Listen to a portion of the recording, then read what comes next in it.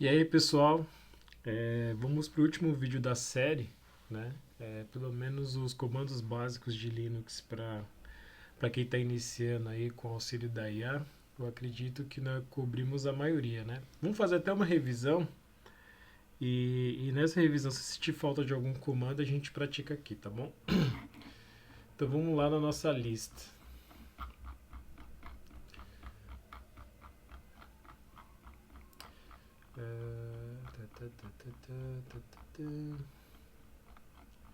Ó, vimos bastante coisa, né?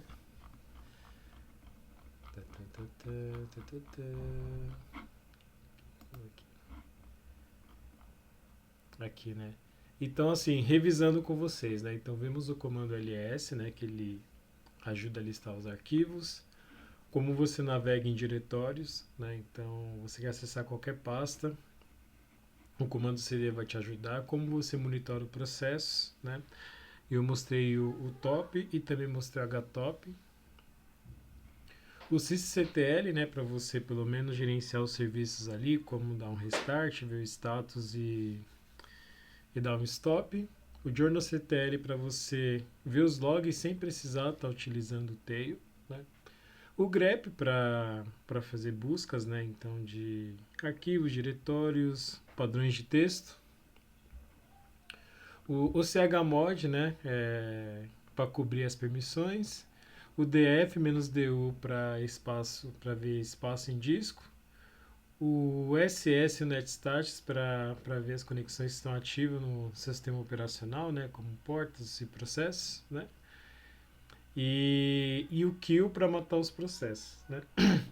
E aqui eu lembro que quando eu pedi para ele listar, vamos lá, ele deu alguns comandos que vamos ver se faz sentido mostrar para vocês aqui. Vamos lá. Resumo prático, legal que aqui ele ajuda por tópicos, né? Aqui logs. Vamos ver. Aqui, né?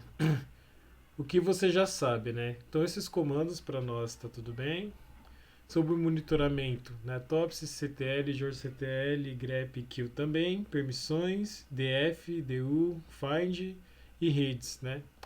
Aí aqui ele fala que tem alguns comandos que são essenciais, né? O comando cp é para você copiar arquivos e pastas, né? O comando mv é para você mover e renomear. O rm é para você remover. O mkdir para criar pastas. E touch para criar arquivos sozinho. Acho que dá para fazer tudo numa sessão só, né? Então vamos aqui, vamos abrir o terminal. Deixa eu expandir a tela aqui para vocês.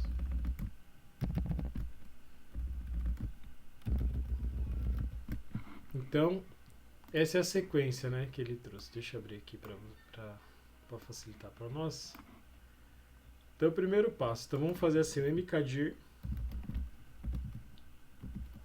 Mkdir é o comando que cria a pasta. Então, comando mkdir e o nome da pasta. Então, eu vou colocar minha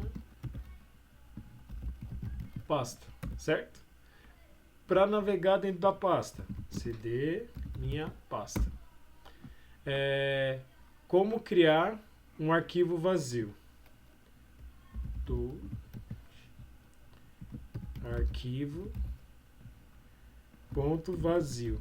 Pode ser qualquer nome, certo? Eu quero ver se o arquivo está dentro da pasta. Eu dou um ls, né? Aí ele fala, fazer uma cópia desse arquivo. cp arquivo vazio e o novo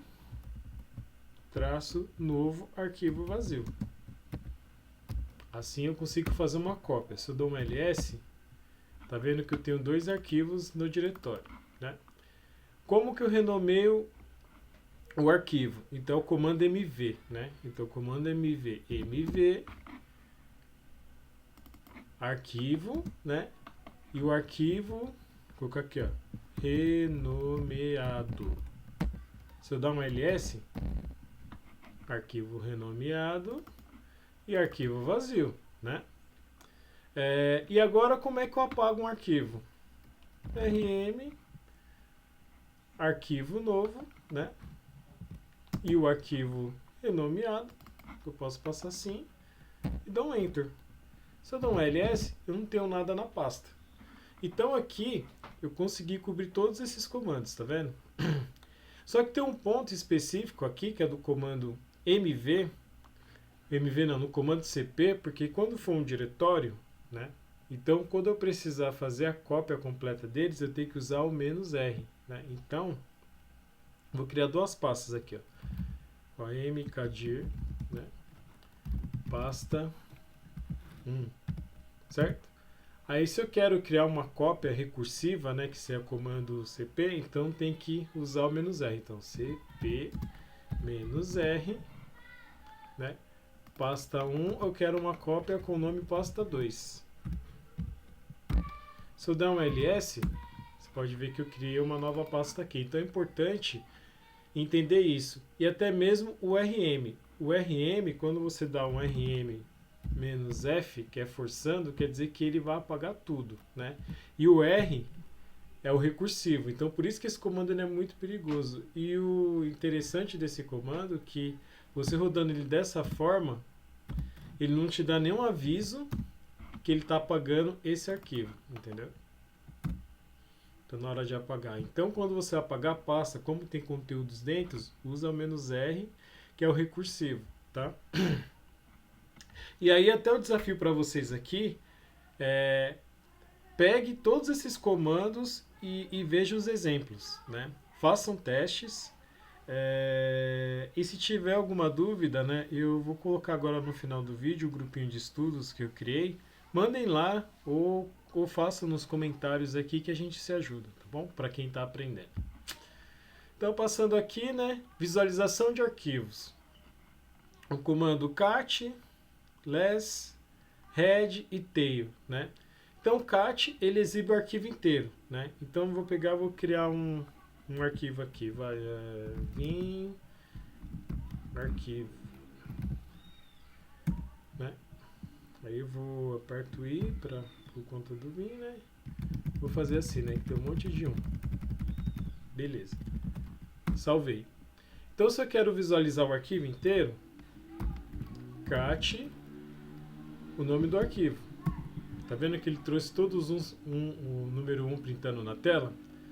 Eu quero navegar ele com setas. Então digito less. O less ele é muito bom para você ver arquivos longos, né? Que com a setinha você consegue navegar no arquivo, né? Então, arquivo. E aí tá vendo que aqui eu consigo navegar com ele. E para sair, aperto o Q, né? Então ele é uma forma de você visualizar os arquivos também, né? O comando head, né? Head, arquivo. O que ele vai fazer? Ele vai mostrar as 10 primeiras linhas, tá vendo aqui? Aí você fala, como que eu sei que tem 10 linhas? Tem um comando que eu vou adicionar aqui para vocês, ó, que chama wc-l. Que aí você consegue contar a quantidade. Ixi, meu shift está ruim. Quantidade de linhas dentro de um arquivo, né? E o tail, ele vai mostrar as 10 últimas linhas, né? Por que que a galera gosta muito do comando tail, né? Porque quando você tem um arquivo de log, né, ele começa a trazer sempre os últimos arquivos para vocês. Vou dar um exemplo aqui, ó. Sudo, né, tail -f /var /log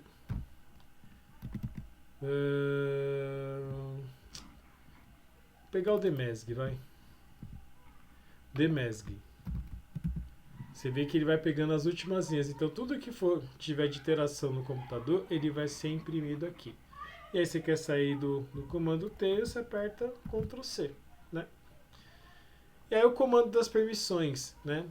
O ch-on, né? Que você muda o dono do arquivo, né? Então, geralmente, a sintaxe, se eu pegar dar um ls aqui, ó, ls-l, basicamente ele vai definir aqui qual que é o dono, né, e o grupo desse arquivo. Então, caso você queira alterar, você precisa rodar esse comando, né, e aí você vai passar, né, o nome da pasta, não, na verdade, o nome, o nome e o grupo e o nome da pasta. E aí quando você der enter, ele vai aplicar isso para vocês, né? Então eu vou deixar isso como exercício para vocês e até mesmo a questão de você criar um usuário e deletar um usuário, quero que vocês brinquem com isso. A questão de alterar a senha, né? E descobrir qual comando que está logado, tá? Isso eu quero ver o desafio para quem está assistindo o vídeo, né? E postem lá, se tiver dúvidas, nós resolvemos juntos, né? Comando de redes, né? Todo mundo conhece o ping. Eu acho que não precisa mostrar o ping aqui. E se precisar, mandem mensagem lá que eu coloco. O comando curl é legal, que você pode ver qual é o status code ali da sua requisição. Então você pode estar testando uma API. E esses comandos aqui, acho que durante os nossos bate-papos, a gente vai acabar utilizando eles no dia a dia, né? O wget para você baixar arquivos, né, da internet. Também você pode fazer teste de requisição. Mostrei para vocês, né, o PS ao X, que você pode verificar os processos. E o htop para ver, né, uma foto ali do que está acontecendo no seu ambiente, como memória e CPU, e os processos de uma forma mais intuitiva, né?